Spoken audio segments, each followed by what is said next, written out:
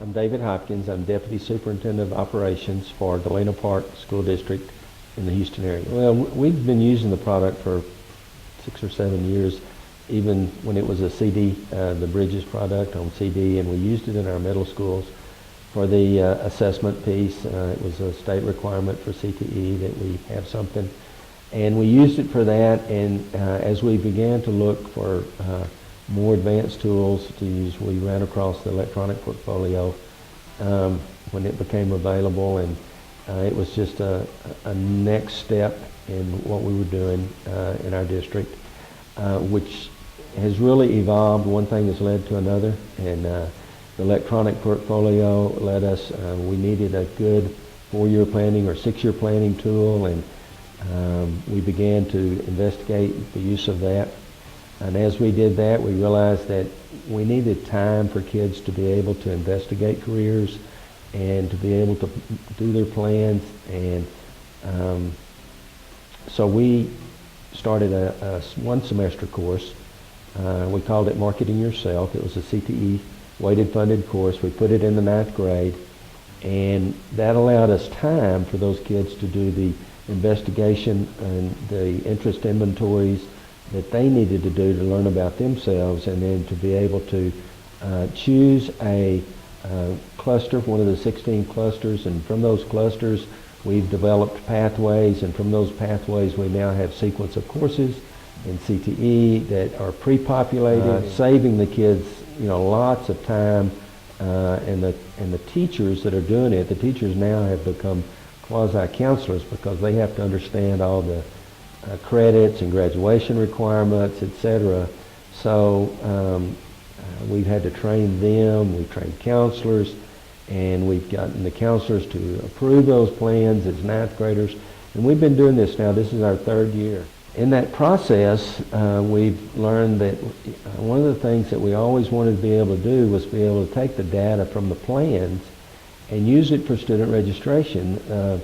Something that the counselors felt like would just be huge if we could do that. And working with Bridges and Skyward, we've been able to come up with a solution and we've tested it, where we can take the data from the plan and it becomes a student request for registration. So next year we won't have student registration as we have in the past. The data will come from the plan and go right into Skyward, and we'll be able to know early what the course requests are. One of the huge advantages for having those plans and being able to get the data from the plan was to help us design our academies. We're going to move into academies in the 11th and 12th grade, and from the plans we could identify how many kids were in each pathway or each cluster, and we can look at how many teachers we're going to need. So we've changed our staffing to match what the students want, rather than putting students in courses what we thought they wanted. And we found some things that have really helped us and will help our kids. The whole point of moving to academies is to make our coursework more relevant, so that the teachers understand that this group of kids that they're teaching have this common interest, and they can really focus on those interests of those kids and make their instruction in their core classes more relevant. And so we've got a good combination of CTE working with core teachers, and we'll be moving into academies this next year, and everyone's really excited about it.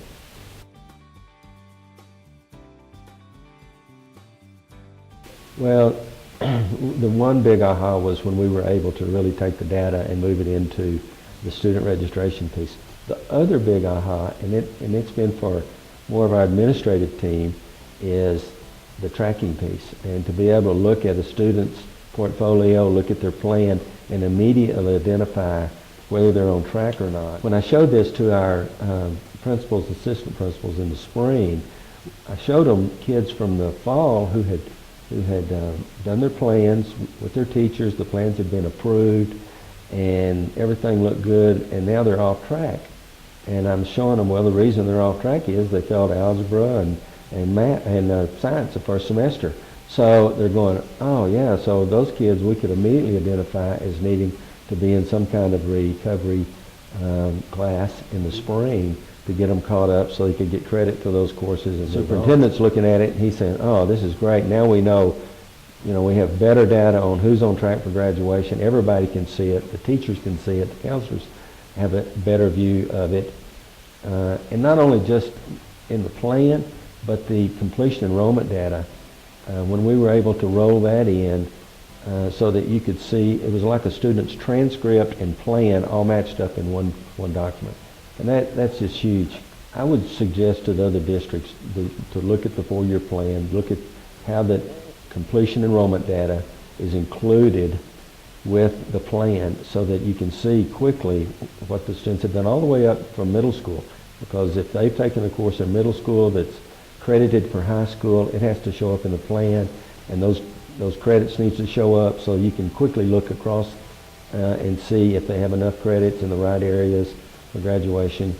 So, using those 4-year plans, it's just, that has driven us to get to that point, and now that we're there, we're able to take those plans and roll that data into registration process and have a much better plan for teachers to talk to kids about. As we move into academies, we're going to have each teacher in the academy responsible for 30 students just as an advisor, and they'll be able to pull up their 30 kids and look at their track and see if they're on track or not, and if they need to see the counselor, they can send them down and get those corrections made. And it doesn't all fall back on the counselors.